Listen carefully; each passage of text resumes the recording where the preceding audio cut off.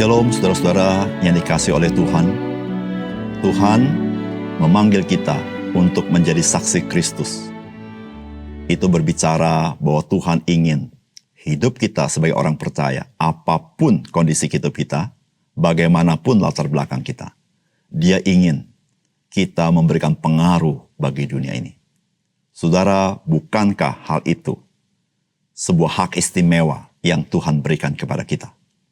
Salam jumpa dalam program Tuhan adalah Gembalaku. Saudara, pernahkah saudara merenungkan sesungguhnya apakah atau siapakah yang menghalangi kita sehingga kita tidak memberikan pengaruh yang lebih besar dan lebih baik kepada orang-orang di sekitar kita? Saudara, ada orang yang tidak memberikan pengaruh kepada orang lebih baik. Dia menyalahkan orang lain. Karena dia mengatakan orang lain tidak bisa menerima dia apa adanya. Namun juga ada orang, bukan menyalahkan orang lain, tapi menyalahkan diri sendiri. Yang disalahkan adalah karena dia tidak mempunyai kemampuan yang mumpuni. Sehingga dia tidak bisa memberikan pengaruh yang lebih besar kepada lingkungannya. Saudara, apakah betul hal-hal itu menghalangi kita untuk memberikan pengaruh yang lebih baik kepada orang lain? Saudara, mari kita membaca firman Tuhan dari Lukas pasal 9 ayat 46 sampai 56. Maka timbullah pertengkaran di antara murid-murid Yesus tentang siapakah yang terbesar di antara mereka. Tetapi Yesus mengetahui pikiran mereka. Karena itu ia mengambil seorang anak kecil dan menempatkannya di sampingnya. Dan berkata kepada mereka, barang siapa menyambut anak ini dalam namaku, ia menyambut aku. Dan barang siapa menyambut aku, ia menyambut dia yang mengutus aku. Karena yang terkecil di antara kamu sekalian, dialah yang terbesar. Yohanes berkata, Guru, kami lihat seorang mengusir setan demi namamu. Lalu kami cegah orang itu karena ia bukan pengikut kita. Yesus berkata kepadanya, jangan kamu cegah, sebab barang siapa tidak melawan kamu, ia ada di pihak kamu. Ketika hampir genap waktunya, Yesus diangkat ke surga. Ia mengarahkan pandangannya ke Yerusalem. Dan ia mengirim beberapa utusan mendahului dia. Mereka itu pergi, lalu masuk ke suatu desa orang Samaria untuk mempersiapkan segala sesuatu baginya. Tetapi orang-orang Samaria itu tidak mau menerima dia karena perjalanannya menuju Yerusalem. Ketika dua muridnya, yaitu Yakobus dan Yohanes melihat hal itu, mereka berkata, Tuhan, apakah engkau mau supaya kami menyuruh api turun dari langit untuk membinasakan mereka? Akan tetapi ia berpaling dan menegur mereka. Lalu mereka pergi ke desa yang lain. Saudara yang dikasihi oleh Tuhan, menjadi murid Tuhan Yesus pada masa itu, yakni Tuhan Yesus yang penuh dengan kuasa dan begitu populer banyak orang mengikuti dia, maka menjadi murid Tuhan Yesus pada zaman itu pasti mempunyai perasaan bangga. Karena pada zaman itu banyak rabi dan juga banyak orang mengikuti rabi menjadi murid rabi-rabi yang lain. Tetapi rabi yang lain tidak sama dengan Tuhan Yesus. Tuhan Yesus luar biasa. Maka itu di dalam hati murid-murid bisa saja timbul rasa bangga. Dan memang tidak ditulis di Alkitab. Namun mungkin mereka bisa berkata seperti ini. Siapa dulu guru kami? Saudara yang kasih, dalam perasaan istimewa seperti ini, kita bisa lihat dalam kisah ini, bagaimana ketika mereka melihat ada orang lain mengusir setan dalam nama Tuhan Yesus, padahal mereka tidak di dalam kelompok murid-murid Tuhan Yesus. Murid-murid mau menghalangi mereka. Bahkan sudah menghalangi mereka atau mencegah mereka. Saudara, mengapa ini terjadi? Yaitu rasa bangga dengan kelompok bersama Tuhan Yesus. Sehingga ketika orang lain berbuat hal yang sama, mereka ingin mencegahnya.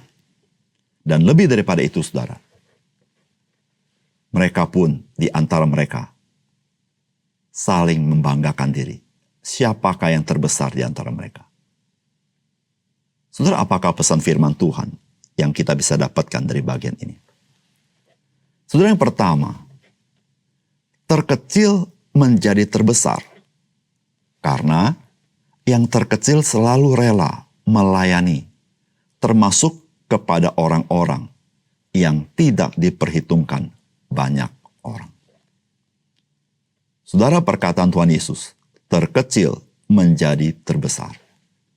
Saudara, sebuah perkataan yang patut kita renungkan baik-baik. Saudara, tidak ada seorang pun di antara kita ingin menjadi yang terkecil. Tidak ada orang mempunyai cita-cita hidup menjadi yang terkecil. Tidak ada seorang masuk perusahaan bekerja, cita-citanya menjadi terkecil dari semua karyawan. Tidak ada. Tuhan Yesus mengatakan yang terkecil menjadi yang terbesar. Perkataan ini Tuhan Yesus sampaikan kepada murid-muridnya yang sedang bersaing. Siapa yang terbesar di antara mereka? Saudara yang kasih dalam Tuhan, mengapa terkecil menjadi terbesar?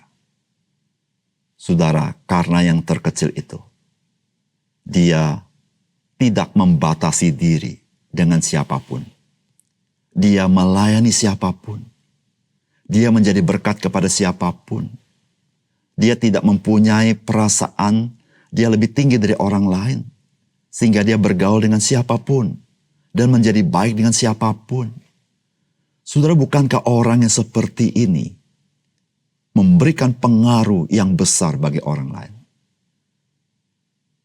Saudara, hanya orang-orang yang mengetahui siapakah dirinya sesungguhnya di hadapan Tuhan. Saudara, orang inilah saudara yang bisa menjadi berkat bagi banyak orang. Oleh karena itu saudara, Yesus berkata, yang terkecil dari antara kamu yang menjadi yang terbesar.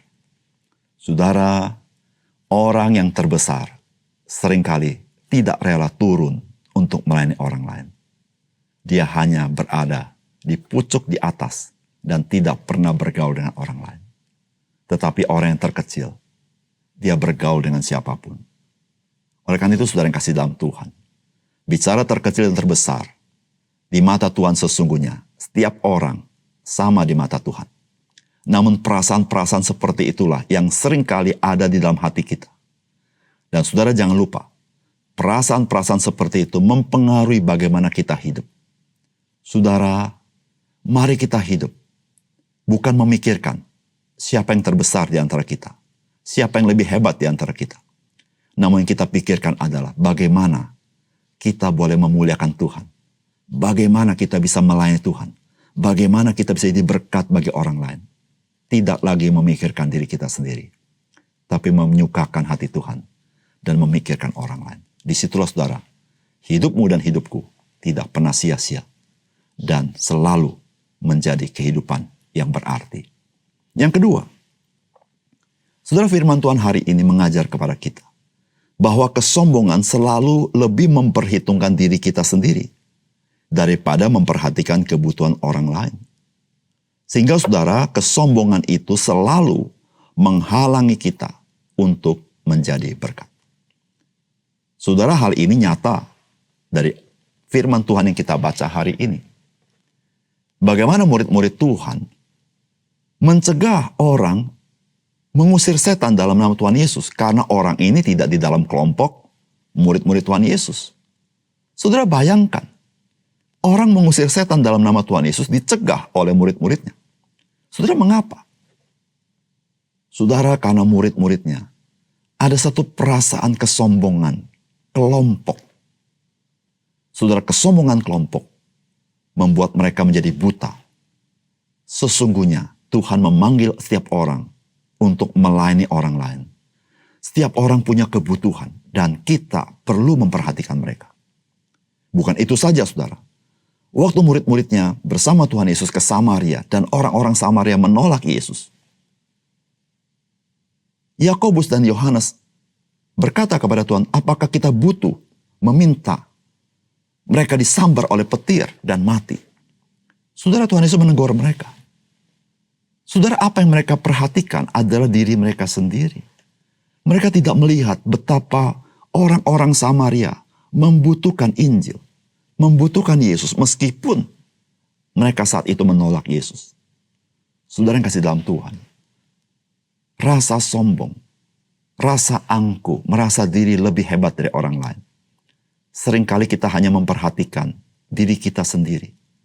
Harga diri kita sendiri. Tapi kita lupa kebutuhan orang lain. kita lebih mencintai diri kita sendiri. Kita lupa mencintai orang lain. Saudara, bukankah Tuhan memanggil kita untuk kita mencintai orang lain sebagaimana kita mencintai diri kita sendiri? Bahkan Tuhan Yesus berkata, hendaklah kamu mencintai orang lain sebagaimana Tuhan Yesus mengasihi engkau. Saudara yang kasih dalam Tuhan, kesombongan tidak ada untungnya. Keangkuhan justru awal kehancuran hidup manusia. Oleh karena itu saudara, mari kita belajar mengenal diri kita dengan mengenal Yesus. Mengenal anugerahnya. Di situlah saudara, kita baru bisa hidup sebagai manusia yang sesungguhnya. Yaitu manusia yang mengasihi Tuhan, tapi juga mengasihi orang-orang di sekitar kita. Di situlah saudara kita menjadi pengaruh bagi orang lain. Menjadi berkat bagi orang lain. Mari kita berdoa. Bapa surga, terima kasih untuk bagian firman Tuhan yang berharga. Membuat kami bercermin akan diri kami. Sesungguhnya Tuhan, apa yang Tuhan inginkan kami hidupi adalah sesuatu yang berharga, sesuatu yang bernilai. Namun seringkali kami merasa diri kami begitu penting, begitu terhormat sehingga kami lupa untuk peduli kepada kebutuhan orang lain. Kami kurang mengasihi orang lain, kami hanya mementingkan diri kami sendiri. Tuhan ampuni kami. Terima kasih untuk firman Tuhan. Dalam nama Tuhan Yesus kami berdoa. Amin.